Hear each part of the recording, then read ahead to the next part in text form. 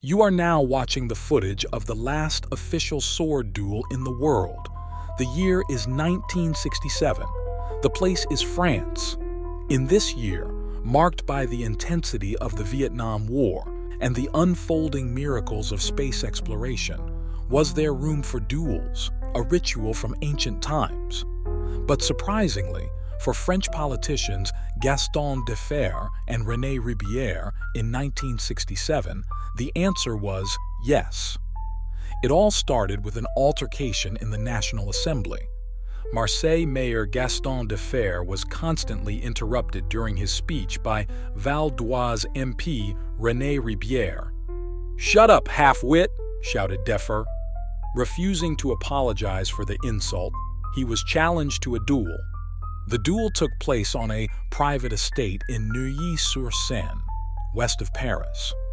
Jean de Lipkowski, then Minister of Foreign Affairs, acted as the referee for the duel.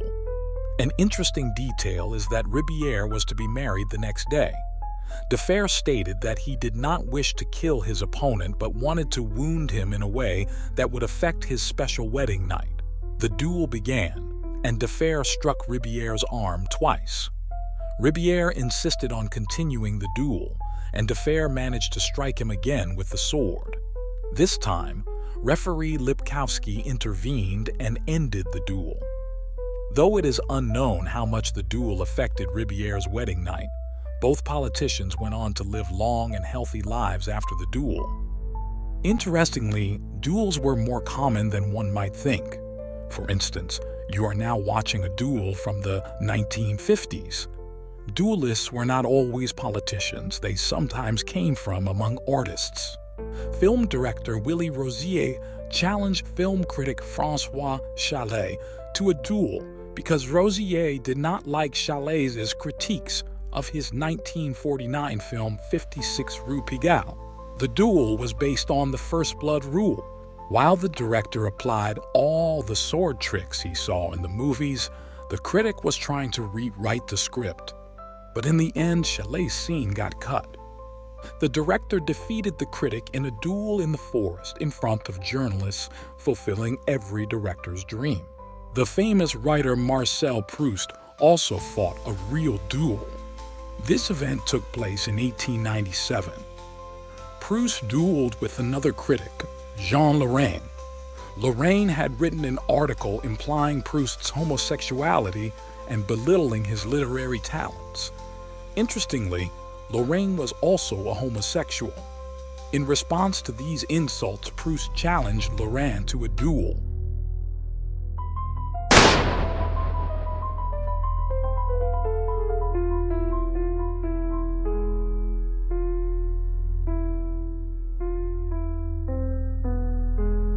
Both sides fired at each other, but no one was injured and the duel ended honorably. The duel we are watching in this footage likely involves a fake shot staged for the camera. Contrary to popular belief, the absolute accuracy of pistols was not the sole reason duels were popular in the 19th century.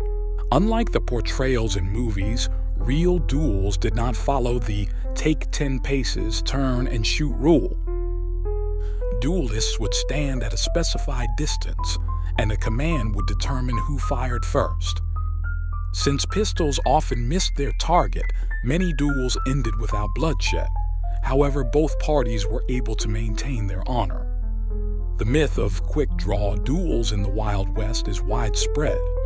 While movies depict these duels dramatically and thrillingly, in reality, such duels rarely occurred. There is not a single reliable piece of evidence supporting the existence of quick-draw duels.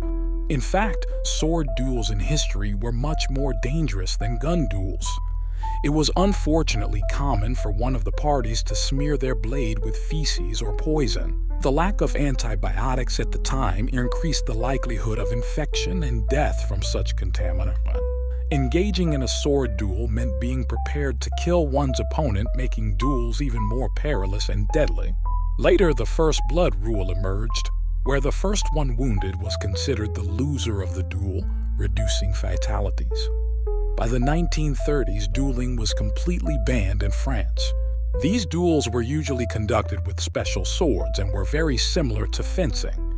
However, real sword fights were faster and harsher, and definitely not like what you see in the movies. While movie duels often last for minutes, a real sword fight could be over in just a few seconds. Opponents make quick and sudden movements to find and exploit their rivals' weak points. Since the aim is to kill or incapacitate the opponent, long and intricate swordplay is rarely seen. Even protective armor doesn't always provide protection against lethal blows.